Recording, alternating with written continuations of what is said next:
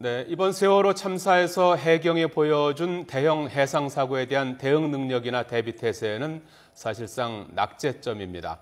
하지만 바다에서 일어난 해상 사고의 현지 지휘는 해경이 하도록 법으로 정해져 있습니다. 네, 또 민간 업체가 구조 작업에 참여하면서 여러 가지 잡음이 일어나고 있는데 이건 역시 법적인 테두리 안에서 벌어진 일입니다.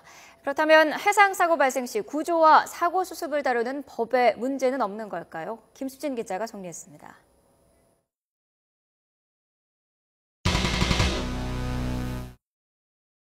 사고 당일 세월호 침몰 소식을 듣고 현장에 가장 먼저 출동한 해경 123정의 인력과 장비는 사실상 맨몸이라 할 정도로 열악했습니다. 갑판에 나온 승객이 거의 없었는데 배가 가라앉기 전에 세월호에 진입한 특공대나 구조대원이 없었다는 점도 인명피해를 키웠습니다. 해경에도 침몰하는 배에 뛰어들 만한 능력을 갖춘 인력들이 있습니다.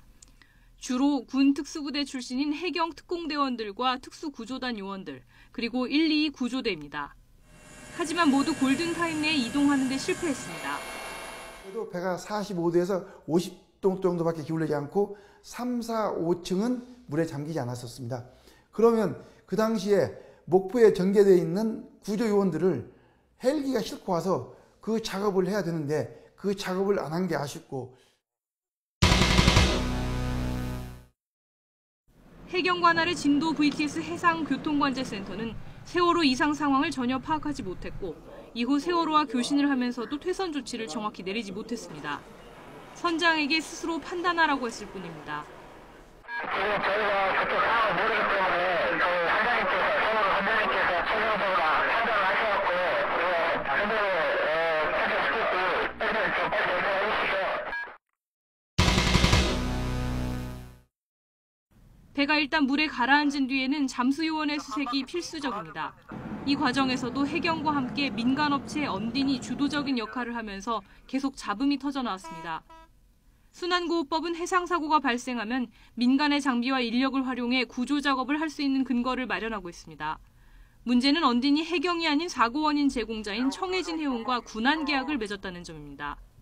결국 언딘은 선박 인양 및 그 해남구조 둘 다 맡게 된 겁니다. 근데 제 생각은 그 선박 인양은 뭐 언딘이 하는 건 좋은데, 근데 그렇게 되면 청해진 해운의 그 위임을 받은 회사거든요. 잘못하면 증거인멸 염려도 있어서 그 해경은 언딘이 아닌 다른 제섬유 업체를 선정해서 구호 업무를 했더라면 아주 깔끔했을 텐데 좀 아쉽습니다. 민간 자원봉사자나 타기관 협조라도 잘 받아야 할 텐데 잠수를 전문으로 하는 해군의 UDT와 SSU도 예비역도 투입이 원활하지 않았습니다. 결국 배가 물속에 가라앉은 사고 당일 이후 추가 구조자는 단 한 명도 없는 참사가 빚어지고 말았습니다. 한마디로 해경은 사고 초기 출동 과정에서부터 인력과 장비의 배치, 실종자 수색, 다른 기관과의 협력에 이르기까지 대형 해상 사고에 대응할 수 있는 준비가 돼 있지 않았습니다. 만약 해군이 이번 사태에 더 적극적으로 개입했더라면 어땠을까? 해군이 보유한 수중 수색 작업 인력은 어림잡아도 해경의 20배에 이릅니다.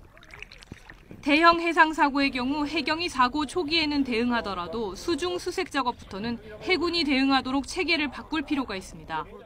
순환구호법에 그런 예외 조항을 집어넣어서 해군이 개입할 수 있는 근거를 만들어두는 것이 좋겠습니다. 세월호 침몰 사고에서 확인한 이런 여러 문제가 재발하지 않으려면 순환구호법을 손질할 필요성이 있습니다. 하지만 지난 25일 국회 법안 소위에 올라온 순환구호법 개정안은 각 부처들의 이해관계가 엇갈려 표류하고 말았습니다. YTN 김수진입니다.